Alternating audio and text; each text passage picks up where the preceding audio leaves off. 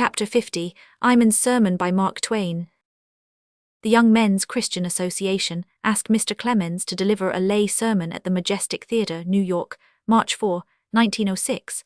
More than 5,000 young men tried to get into the theatre, and in a short time traffic was practically stopped in the adjacent streets.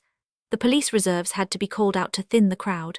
Dr. Fagnani had said something before about the police episode, and Mr. Clemens took it up. Chapter 1. Have been listening to what was said here, and there is in it a lesson of citizenship. You created the police, and you are responsible for them. One must pause, therefore, before criticizing them too harshly. They are citizens just as we are. A little of citizenship ought to be taught at the mother's knee and in the nursery. Citizenship is what makes a republic. Monarchies can get along without it. What keeps a republic on its legs is good citizenship. Organization is necessary in all things. It is even necessary in reform.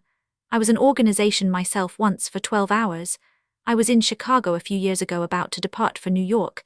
There were with me Mr. Osgood, a publisher, and a stenographer. I picked out a stateroom on a train, the principal feature of which was that it contained the privilege of smoking. The train had started but a short time when the conductor came in and said that there had been a mistake made, and asked that we vacate the apartment. I refused, but when I went out on the platform, Osgood and the stenographer agreed to accept a section. They were too modest. Now I am not modest. I was born modest, but it didn't last. I asserted myself, insisted upon my rights, and finally the Pullman conductor and the train conductor capitulated, and I was left in possession. Chapter 1. Went into the dining car the next morning for breakfast.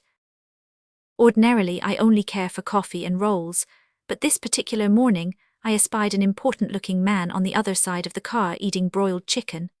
I asked for broiled chicken, and I was told by the waiter and later by the dining car conductor that there was no broiled chicken. There must have been an argument, for the Pullman conductor came in and remarked, "If he wants broiled chicken, give it to him. If you haven't got it on the train, stop somewhere. It will be better for all concerned." I got the chicken. Chapter 1. Tea is from experiences such as these that you get your education of life, and you string them into jewels or into tinware, as you may choose. I have received recently several letters asking my counsel or advice. The principal request is for some incident that may prove helpful to the young. There were a lot of incidents in my career to help me along. Sometimes they helped me along faster than I wanted to go. Here is such a request. It is a telegram from Joplin, Missouri, and it reads, "In what one of your works can we find the definition of a gentleman?" Chapter 1. Have not answered that telegram either. I couldn't. It seems to me that if any man has just merciful and kindly instincts, he would be a gentleman, for he would need nothing else in the world. Chapter 1. Received the other day a letter from my old friend William Dean Howells, the head of American literature. No one is able to stand with him. He is an old friend of mine, and he writes me, "Tomorrow I shall be 69 years old." Why, I am surprised at Howells writing that. I have known him longer than that. I'm sorry to see a man trying to appear so young. Let's see. Howells says now, "I see you have been burying Patrick." Chapter 1. Suppose he was old too. No, he was never old, Patrick. He came to us 36 years ago. He was my coachman on the morning that I drove my young bride to our new home. He was a young Irishman, slender, tall, lithe, honest, truthful, and he never changed in all his life. He really was with us but 25 years, for he did not go with us to Europe, but he never regarded that as separation.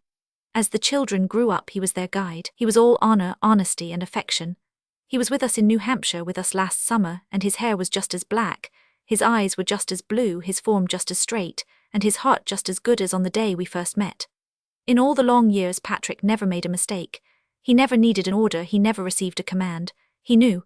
I have been asked for my idea of an ideal gentleman, and I give it to you, Patrick McAleer.